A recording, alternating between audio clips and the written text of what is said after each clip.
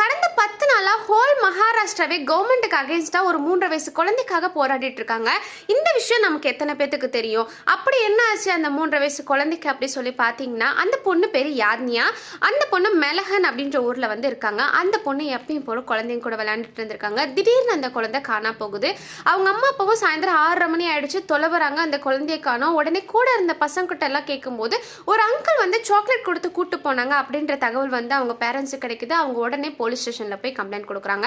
போலீஸும் அடுத்தது தீவிரமா விசாரிக்கும் போது போலீஸ்க்கு கொஞ்ச நேரம் கழிச்சு ஒரு தகவல் வருது. செல்போன் டவருக்கு கீழே ஒரு குழந்தையோட பாடி இருக்கு அப்படின்னு சொல்லிட்டு போலீஸ்க்கு ஒரு தகவல் கிடைக்குது. போலீஸ் அங்க போய் நேரா பார்க்கும்போது அந்த குழந்தைய பாலியல் பலாத்காரம் பண்ணப்பட்டு முகத்தை கல்லாலேயே அடிச்சு சதைச்சிருக்காங்க அப்படின்ற தகவல் கிடைக்குது. இதை யார் பண்ணா எதுக்காக பண்ணா அப்படின்னு சொல்லி பார்த்தீங்கன்னா, அந்த ஊர்லயே விஜய் கணிகர் அந்த பையன் பேரு. அவனுக்கு 24 வயசு ஆகுது. அவன்கிட்ட ஏன் இதை பண்ணா அப்படின்னு சொல்லி கேட்கும்போது அந்த குழந்தையோட அப்பாக்கும் இவங்களுக்கும் ஏதோ ஒரு இஷ்யூ இருந்திருக்கும் போல, அதனால தான் நான் இதை பண்ணேன் அப்படின்னு சொல்லிட்டு அவன் சொல்றான்.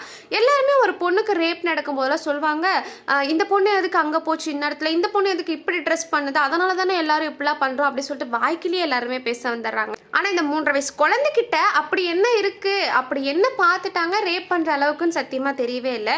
ஆனா இதை எந்த ஒரு நியூஸ் சேனலுமே பேசவே கிடையாது இப்போ வரைக்கும். யாத்னியா அப்படின்னு போட்டாலும் சோஷியல் மீடியாவில் இன்ஃப்ளூயன்சர் மட்டும்தான் இதை பற்றி பேசியிருக்காங்க. இதை பற்றி ஏன் எந்த ஒரு மீடியாவும் பேசலன்னு இப்போ வரைக்கும் தெரியல.